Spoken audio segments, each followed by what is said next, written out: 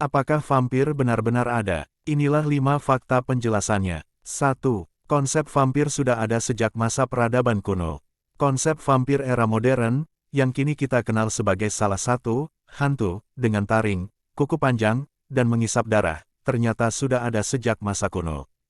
Bangsa Sumeria kuno yang hidup sekitar 4500 sampai 2000 sebelum Masehi sudah mempercayai adanya vampir. Mereka menyebutnya dengan Ekimu, yaitu arwah orang meninggal yang terkena kutukan sehingga tidak bisa istirahat dalam kubur dengan tenang. Akibatnya, arwah tersebut dipercaya sering mengisap darah orang yang masih hidup.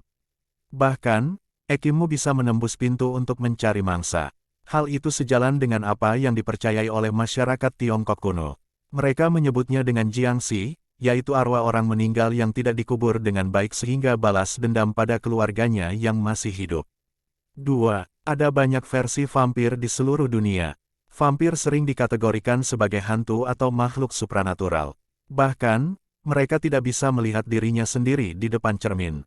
Pastinya, mereka digambarkan sebagai pengisap darah manusia sebagai makanan atau bahkan sumber kekuatan. Ternyata, ada banyak versi atau jenis vampir di beberapa negara. Vampir di Rumania justru tidak digambarkan sebagai sosok yang sadis sebagaimana yang kita ketahui.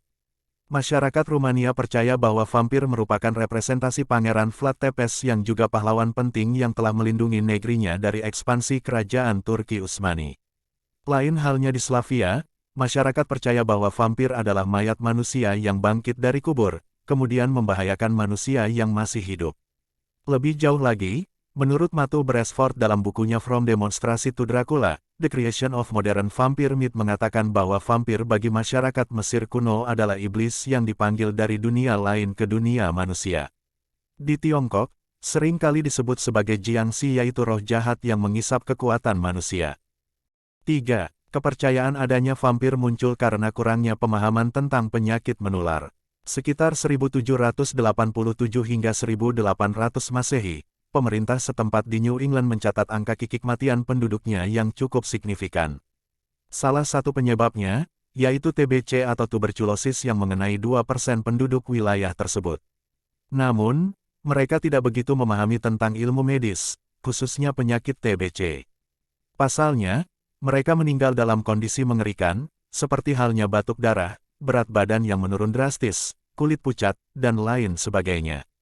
Mereka percaya bahwa hal itu disebabkan ada hal yang menggerogoti manusia. Bukan penyakit, melainkan makhluk tertentu, yaitu vampir. Hal itu diperparah dengan adanya kejadian kematian satu keluarga di Pulau Rode, yaitu Mercy Brown, Mercy Olive 20 tahun, dan Mercy Lena 19 tahun. Mereka meninggal secara berturut-turut karena penyakit misterius. Tak lama kemudian, saudara laki-laki Olive dan Lena, Edwin Brown menyusul sakit dan akhirnya meninggal.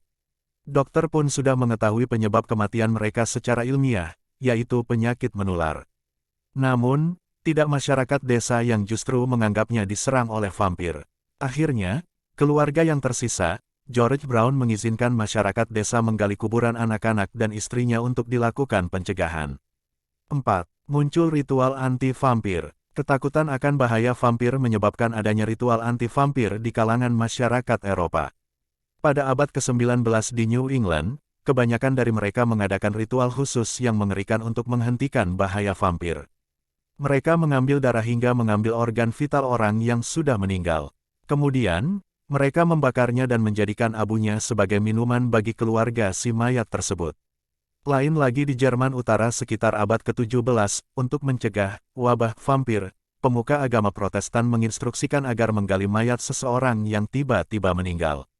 Sementara, keluarga menjejalkan batu atau tanah pada mulut mayat tersebut. Pasalnya, hal itu disebabkan pernah ada penemuan tengkorak manusia yang seolah memakan kain kafannya sendiri. Begitu pula dengan cara yang dilakukan oleh mayoritas masyarakat Eropa Timur, mereka mengubur keluarga yang sudah meninggal karena wabah tertentu dengan memosisikan tubuh si mayat secara telungkup. Tujuannya mayat tersebut supaya tidak bisa keluar dari kubur, lalu membahayakan orang yang masih hidup. 5. Mitos vampir mereda seiring kemajuan ilmu medis. Mitos adanya dan bahayanya vampir mulai mereda sejak akhir abad ke-19. Hal itu tidak lepas dari hasil penelitian seorang ahli mikrobiologi asal Jerman bernama Robert Koch. Ia berhasil mengidentifikasi jenis bakteri yang telah menyebabkan penyakit menular berupa TBC hingga menewaskan begitu banyak orang. Dengan demikian, pada abad ke-20 hingga ke-21, ada penelitian khusus tentang penyakit menular lain yang sering dikaitkan dengan vampir. Hal itu meliputi penyakit rabies, pelagra, porfiria, dan sebagainya. Dengan demikian, akhirnya masyarakat yang memahami, lalu percaya akan penjelasan ilmiah mengenai bakteri khusus yang menimbulkan penularan. Jadi, vampir itu termasuk hantu mitos yang tidak benar. Namun, cerita mengenai bahayanya sangat terkenal bagi banyak kalangan di penjuru dunia, khususnya masyarakat Eropa.